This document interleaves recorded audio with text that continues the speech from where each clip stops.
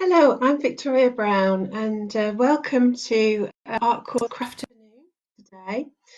I'm going to be doing a session this afternoon painting plants. So we're going to be looking at the roots, shoots, and leaves, and the seeds as well. This was started really with my bean project that I did a few years ago now in 2016, and it was the United Nations Year of Pulses.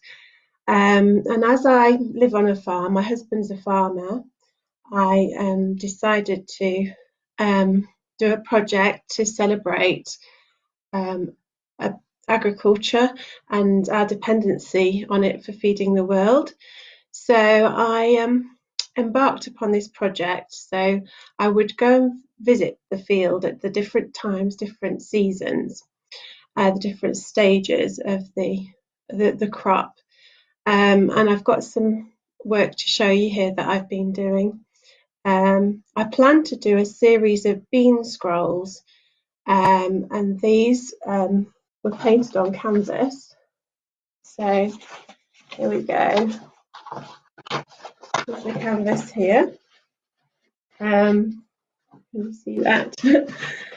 So this is the field when I went down just before the crops were actually drilled, and I don't know if anybody sat and actually looked at the soil really carefully, but it's actually so interesting when you look at it. There's stones, there's little bits of old crops and things that have been left behind, little bits of straw, there's seeds, there's twigs, there's all sorts of things in it, little creatures, little insects in the ground, and it's quite miraculous that we actually depend upon this for our well-being and for us to live and survive, really, because all our foods come actually from plants and crops. These are actually oil paints that I did on this, and I did a whole series of these through the different stages.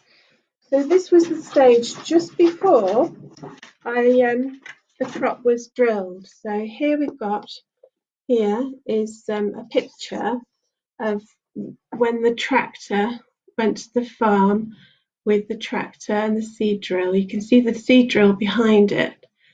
Got another picture of close up here of the actual drill behind the tractor.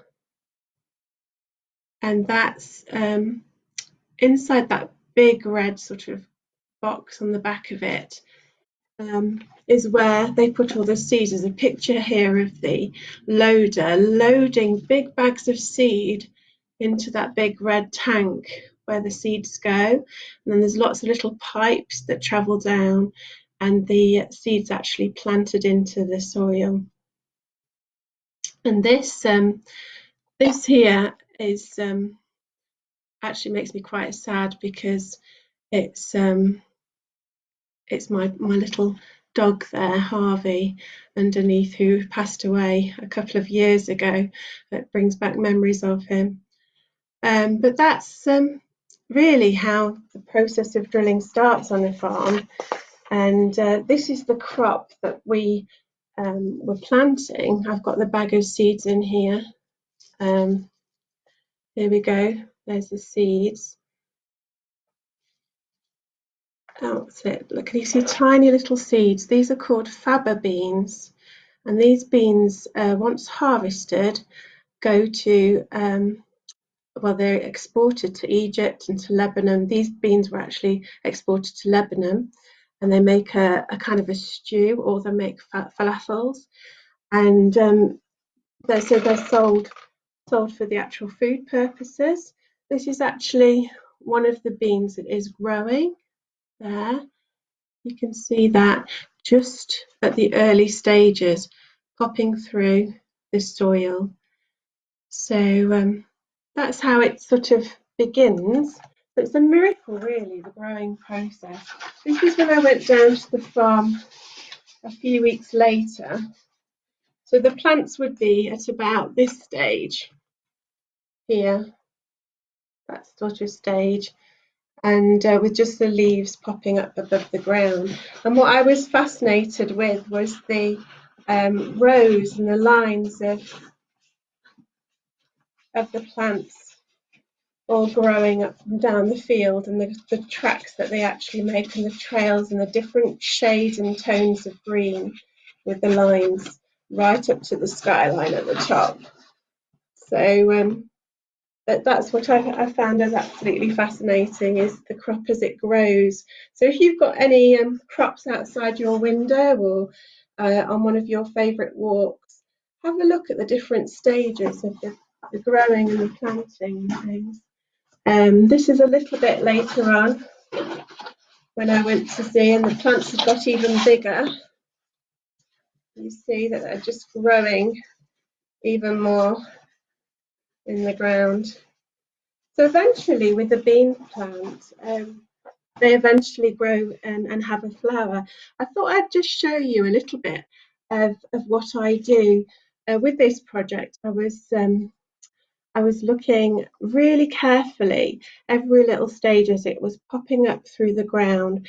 I was sketching it and documenting it along the way. So in my sketchbook here, you can see some of the early sketches that I did.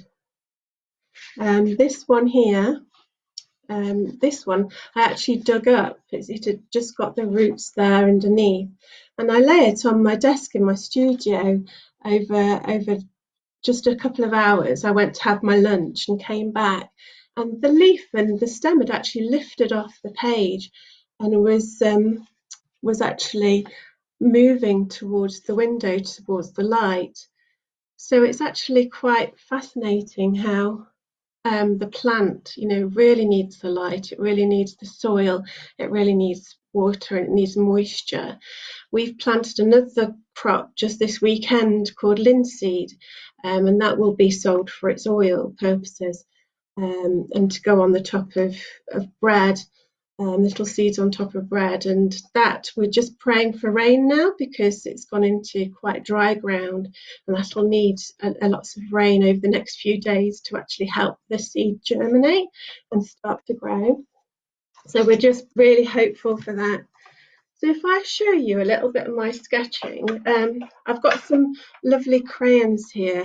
These were bought for Christmas. Mr. B bought me for Christmas, which was absolutely delighted. I've not had a set since I was about 17, before I went to university, and they keep me lasting for years and years and years. But I always like to use them in my sketchbook work. I find them a really good medium to use. So I can, let's have a look, see if I can find my felt tip. Here we go.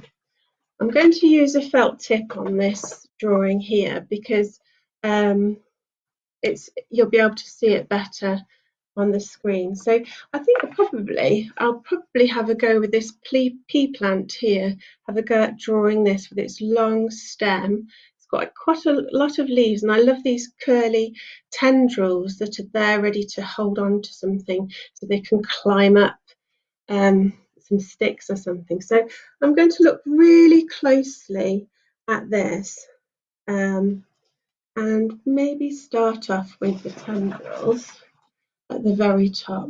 So do a bit of a curly stem like that, all the way down to the soil. So then I'll look at the leaves at the bottom of there and bring the stem out, and a nice big leaf here and there, and a little one at the side. And then the leaf is sort of curls around the stem. So try and draw that like that. They have a central sort of spine down each leaf, so I can draw that as well, on them like that. And then this one's got another branch coming off with two leaves at this section here, and these that come off at the side. And then we've got another long tendril like that goes up. And shall I do another pair of leaves here, and another tendril like that? So that's roughly how the plant is. Now I'll put that down for a minute and I'll get my crayons out and I'll start colouring those. Oh, I've not put the central part, the central spine on some of those. So put the central spine on. There we go. And we'll start colouring in. So I've noticed here on these leaves that they're actually darker at the base of the leaf. So if I start dark at the base of a lot of the leaves, like this, and then I can add some lighter colour too. You'll have more time to do this, but I'll just do this quickly and show you how good these water-soluble crayons are. So you can actually add another colour, so I can add some yellow and a brighter green maybe, so we can mix those together. Some of the green there, a bit of the light green there, and here.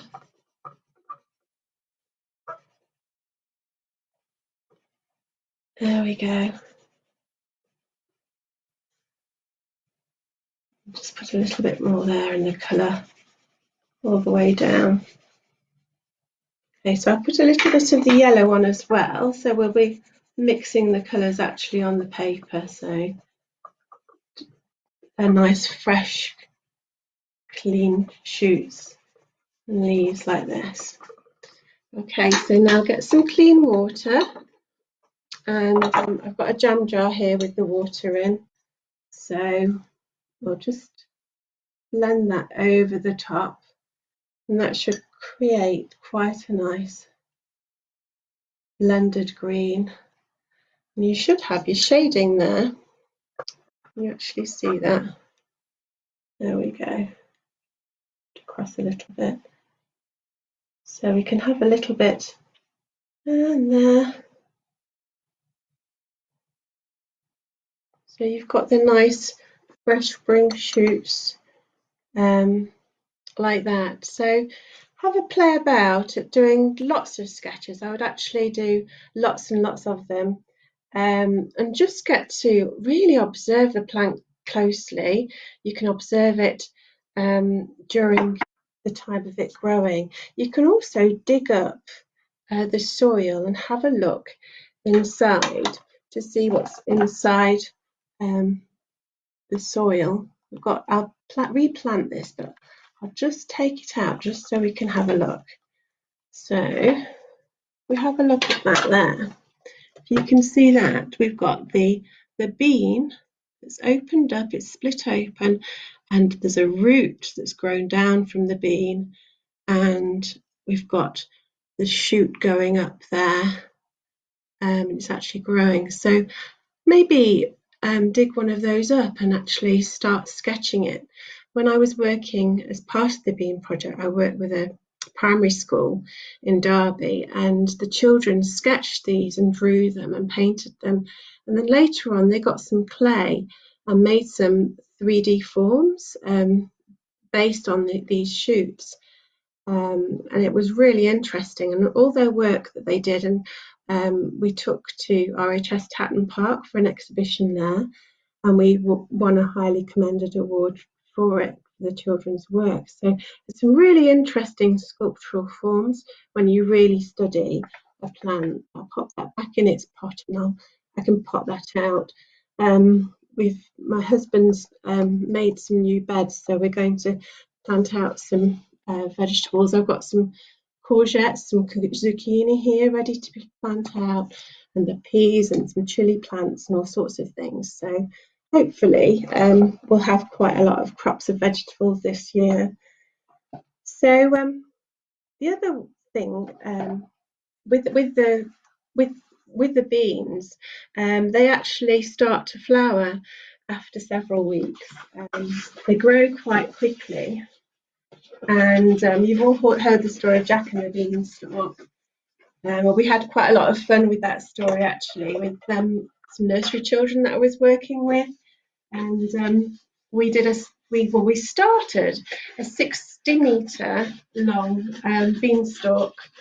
So this is my painting of the crop when it was actually in full flower.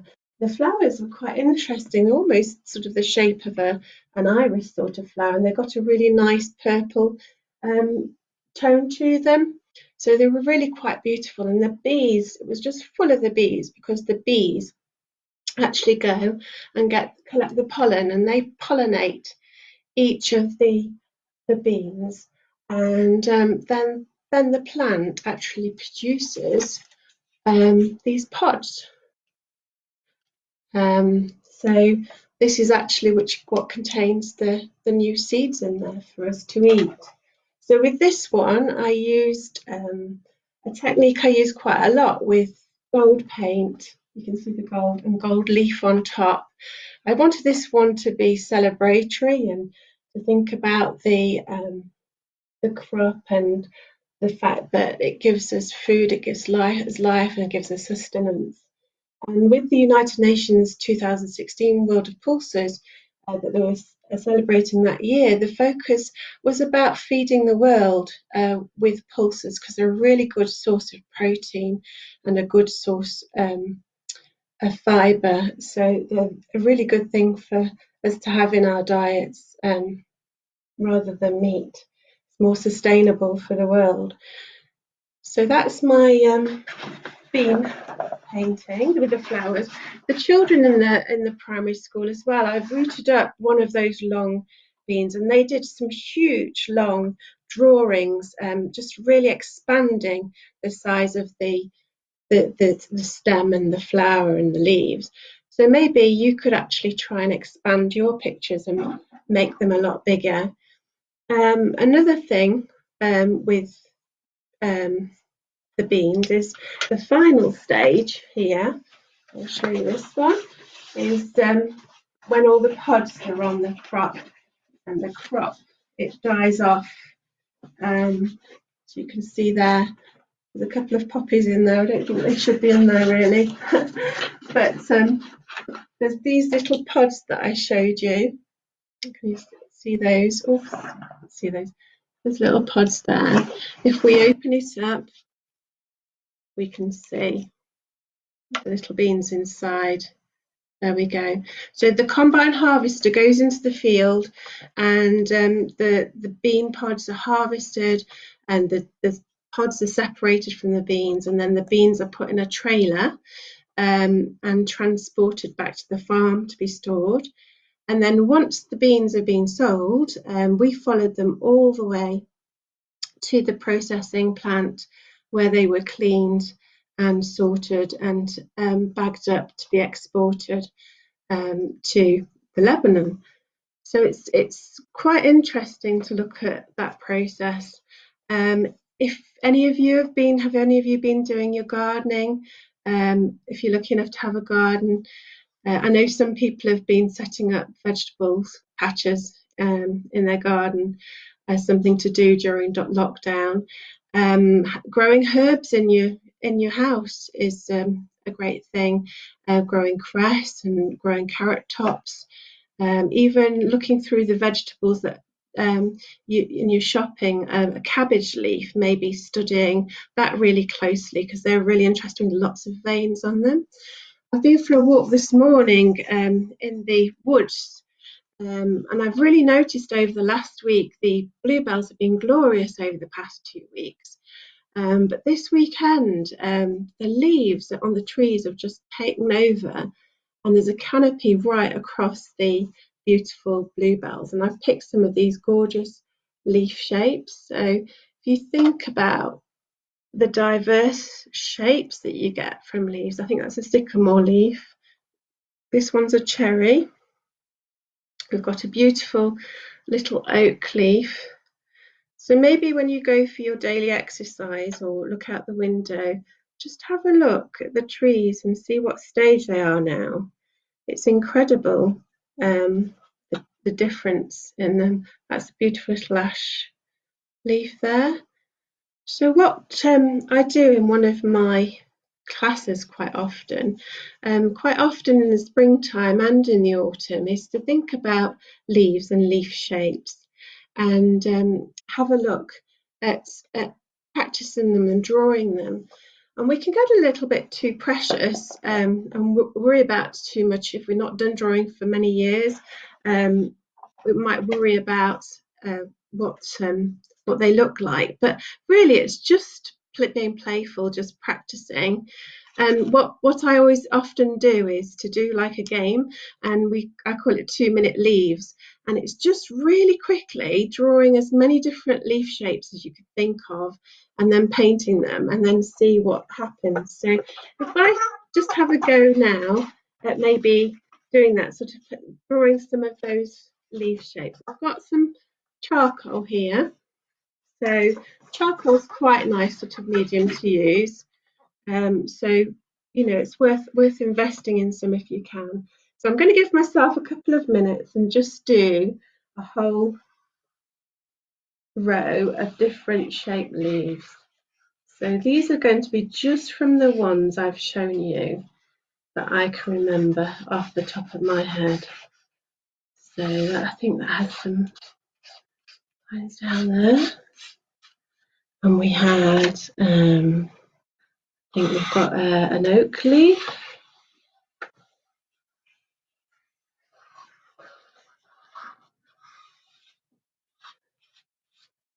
There we go. And what about an ash leaf with a long...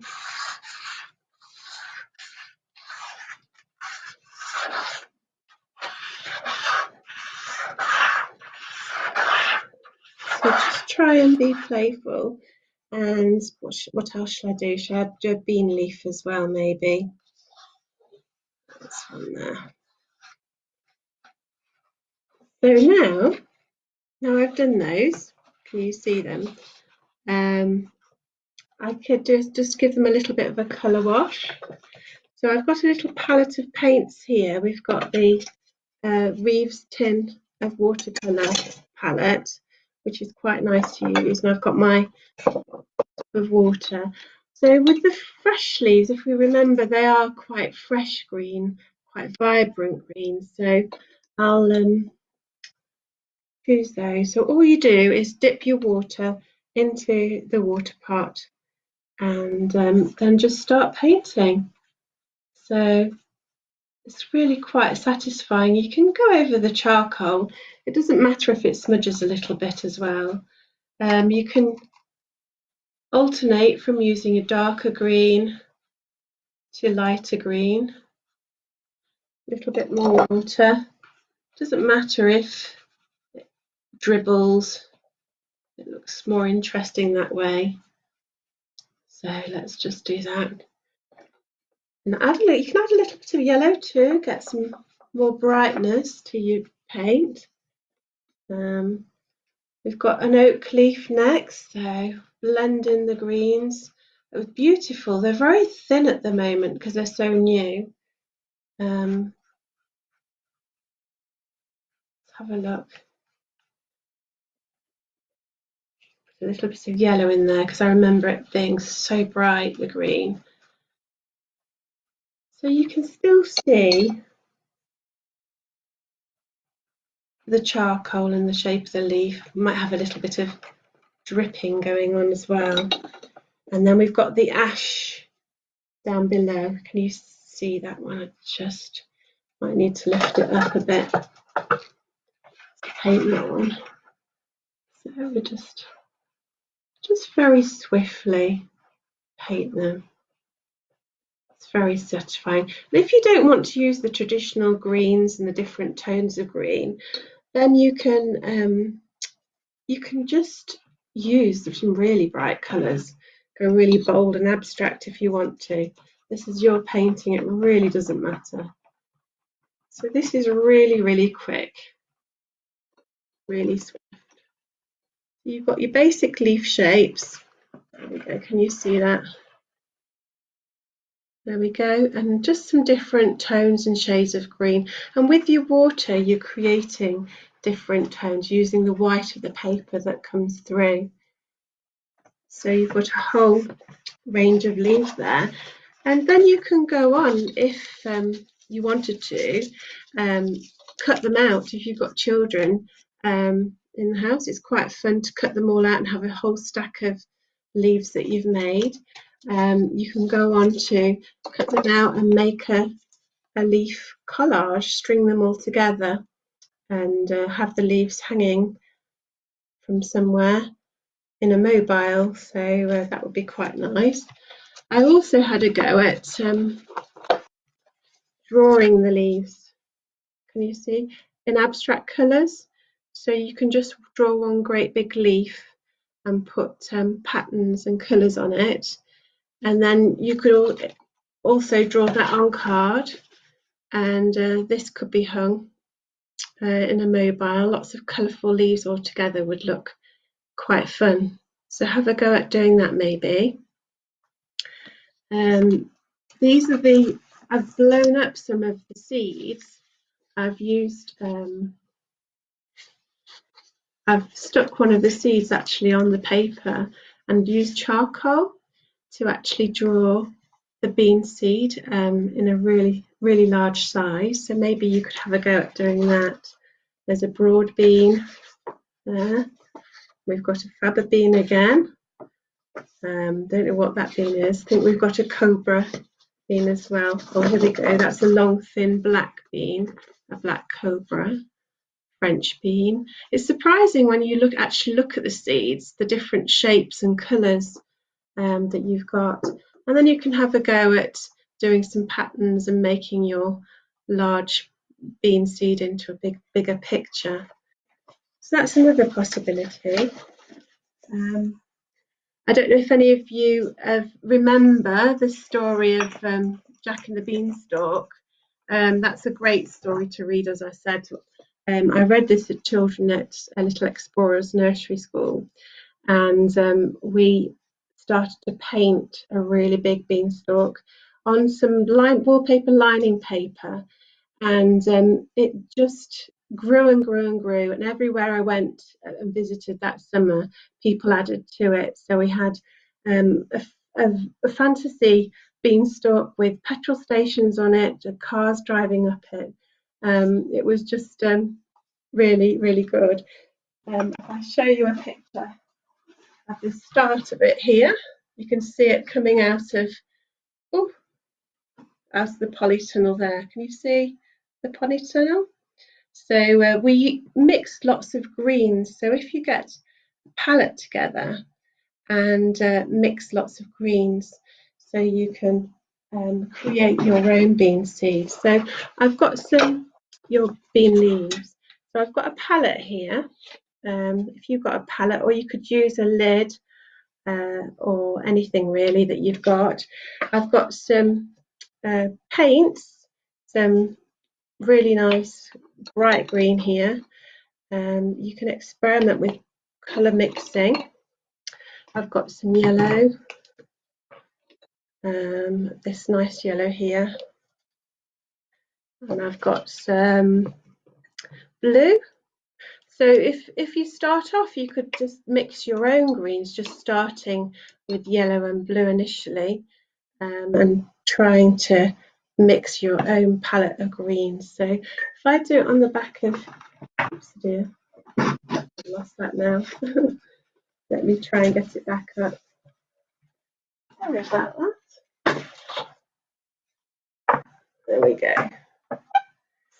Put that back up here. I'll put it on the back of your painting. So then you can have a go. It's not always great to just draw first. It's a good way of trying to be more experimental with your paints is just by painting with your paintbrush. So have a go with your paints and your paint palette. We could add a little bit of black there as well if you wanted your leaves to be darker in places. And you can add a little bit of, you can mix those together, sorry. So we'll go with the palette. We've got some bright green there, so I'll probably do some leaf shapes again. So we've got the dark bit down the middle. This is an oak leaf. Thicker brushes, have a go with the different brushes and try painting really swiftly again.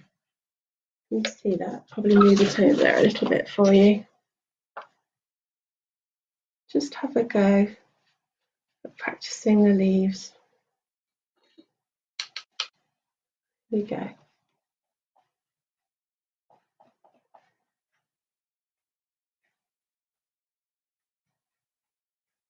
So be playful with that leaf shape. There we go, and blend it. Try and get shape to your leaf. There we go. And we'll paint another one. So if we mix some of the blue and the yellow together, we'll hopefully get a different green. This time I'm going to paint the zucchini leaf that we've got here. You see the zucchini, it's a nice rounded leaf. So if I look at that carefully, we can get the stem and then we can try and get the shape. It's not even pointed, this one, it's just more rounded. Almost looks like a tomato there, doesn't it? So we can then paint the lines in it.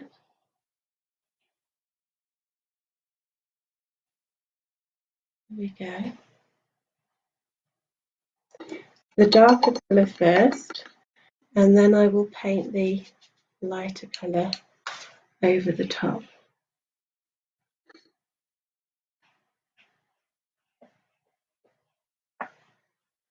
So you can paint over the darker lines and they'll still show through. So you can layer the paint layer upon layer. I've got a little bit of yellow in there. Sometimes I always say it's really important to try and have clean water because it does muddy your colours. I've got a little bit of yellow going on there. It will give us different tones. Some green on top. There we go. And then we'll use the white of the paper to actually help it make it look lighter.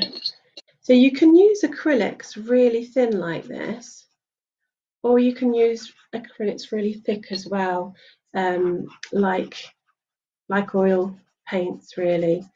It's up to you. So have a play with that. So that's sort of a zucchini leaf. They've got little tiny sort of points all the way around them as well. So if I could try and get the little points on them, I wonder if that will just alter that and go around that edge a little bit. And then blend it in a little bit more.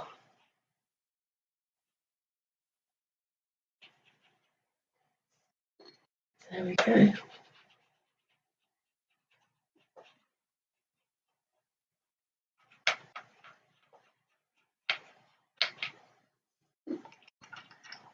There we go.